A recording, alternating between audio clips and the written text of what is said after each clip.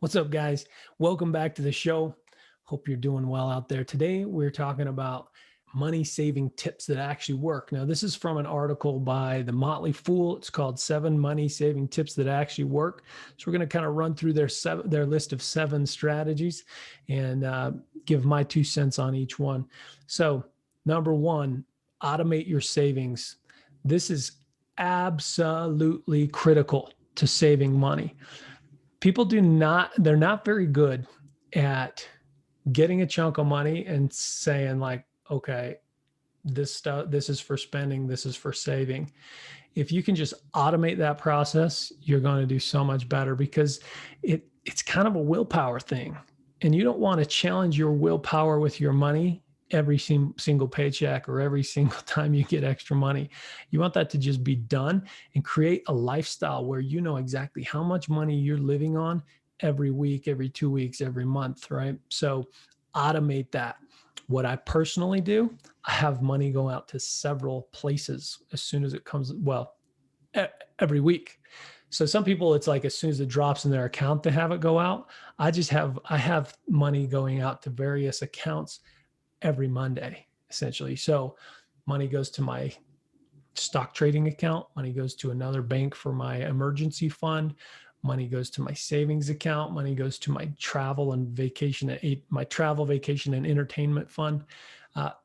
Other accounts too, car savings, all these different things. So I have multiple accounts where money goes every Monday. So I basically have to make sure that like I can't spend all my money because I know that all these expenses are coming. These are good expenses. These are things that I want to challenge myself with. So automate it. Make sure it goes somewhere.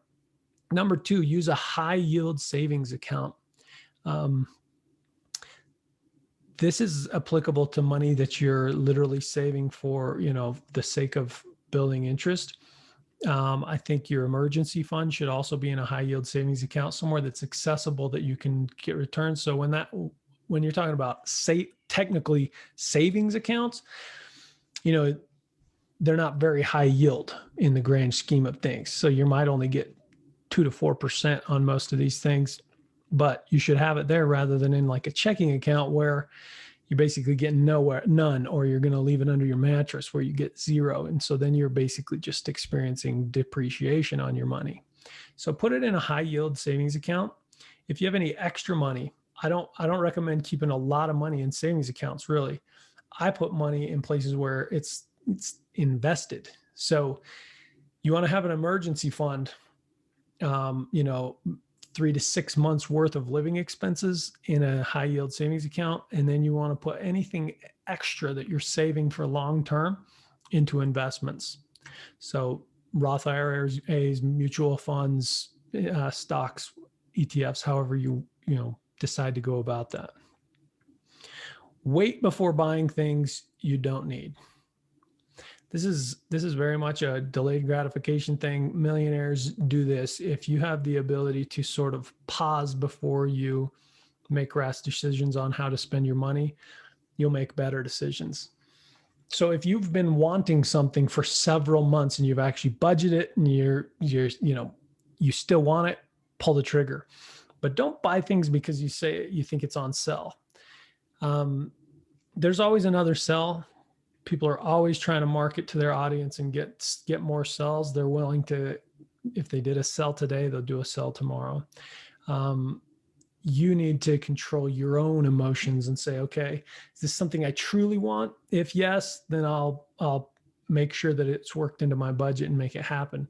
If no, then I'm going to pass. I'm going to put my money somewhere that's meaningful to me.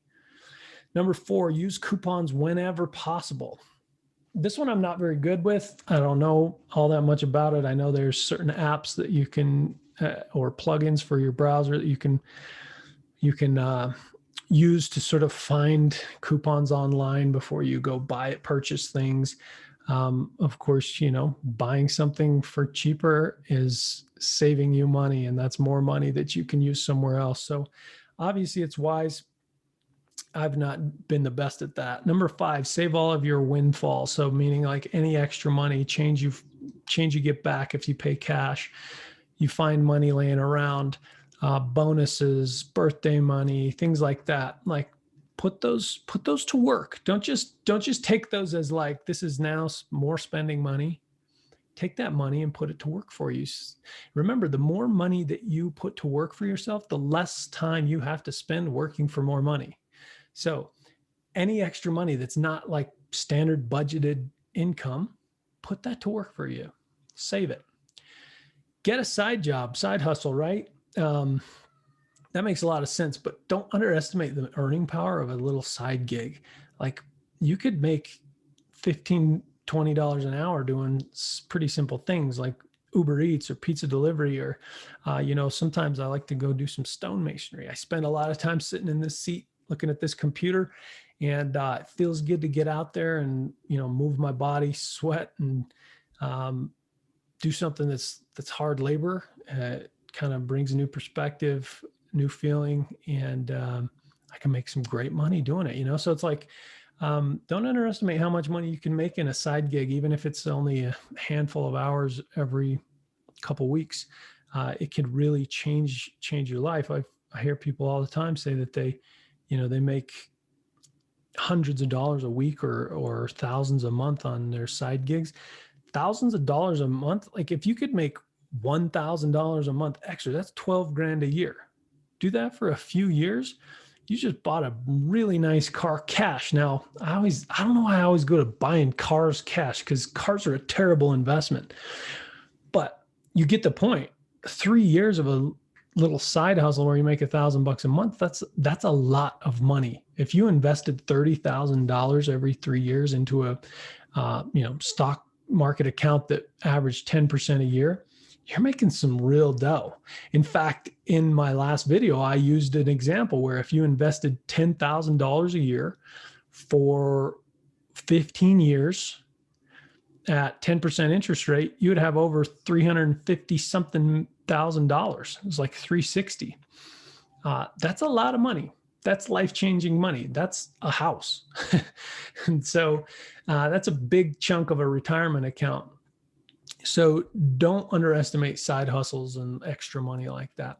So those are the 7 tips from the Motley Fool on how to save money. And those are very effective tips. I would have to agree with every single one of those.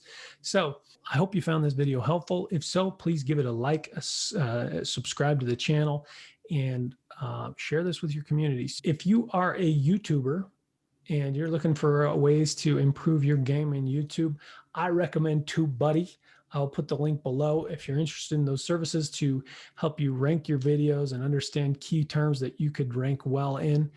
TubeBuddy's your thing. So I'll throw that link in below, and you can get that for as little as $4.50 a month. So I appreciate you guys watching, and I'll catch you on the next video. Adios.